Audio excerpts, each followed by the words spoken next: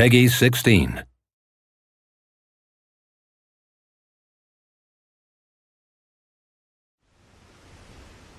Your hero's journey begins as you return from the dead, miraculously resurrected by a device known as the Well of Souls. You there! You! What are you doing down here? You don't belong... Wait a moment. No. You soon meet a gnome named Fomerus Hughes, who's amazed that his experimental Well of Souls has finally worked. He tells you that his tower is under attack and that you must escape. Finding a weapon, you prepare to fight your way out. The lens? The new configuration? Perhaps... No, what am I thinking? No time for that now. We've got to get you out of there. Here you get your first glimpse of the Well of Souls, the place of your rebirth. Combat in Reckoning is intuitive and accessible. You can chain together basic attacks with a single button. Trouble? Well done. Collecting loot is a big part of the game. While you loot, you can compare items and decide whether they are worth equipping now or saving them to sell off later. Just by varying the timing of your basic attacks, you'll perform special moves like launching an opponent into the air and juggling him. Using your shield for a well-timed parry can open up an even more damaging attack chain on your stunned opponent.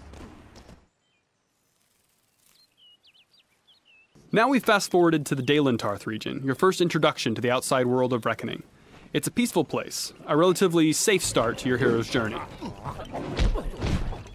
You now have both primary and secondary weapons equipped, and even as a melee fighter, you'll unleash powerful battle magic on your enemies.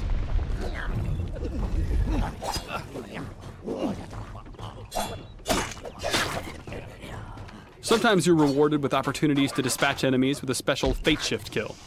Building up enough Fate energy allows you to perform even more powerful attacks.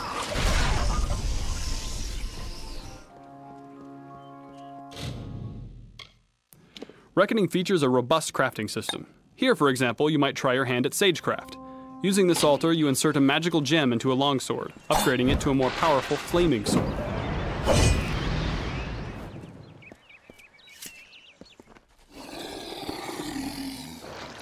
Combat in Reckoning is all about the choices you make for your character, what abilities you select, what armor and weapons you equip, and what strategies you employ against various enemies. You can perform a war cry that knocks your enemies back, attack the band chain with your hammer, attack her minions with your sword, and then use your harpoon ability to pick off the stragglers. The Quake ability sets up the enemy for another Fate Shift.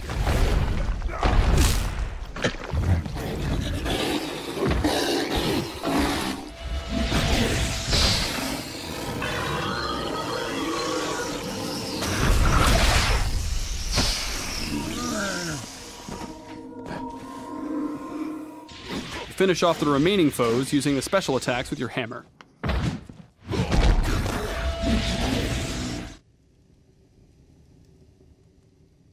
Imagine now that every choice you've made has led you down the path of the mage.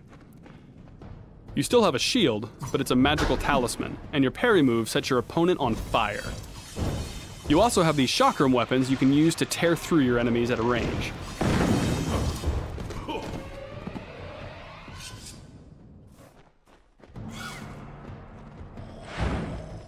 Magic is your main weapon and defense.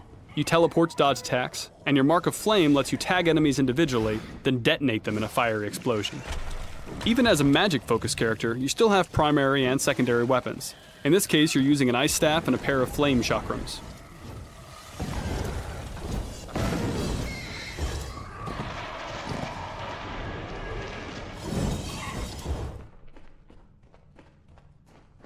For the sake of this demo, we've given you an advanced spell, Meteor.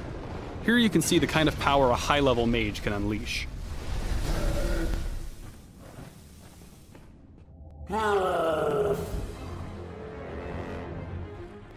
Throughout the game, you'll encounter big creatures like this Prismeer troll. Most RPGs would turn this into a highly scripted fight, but in Reckoning, these encounters are action-oriented in real time.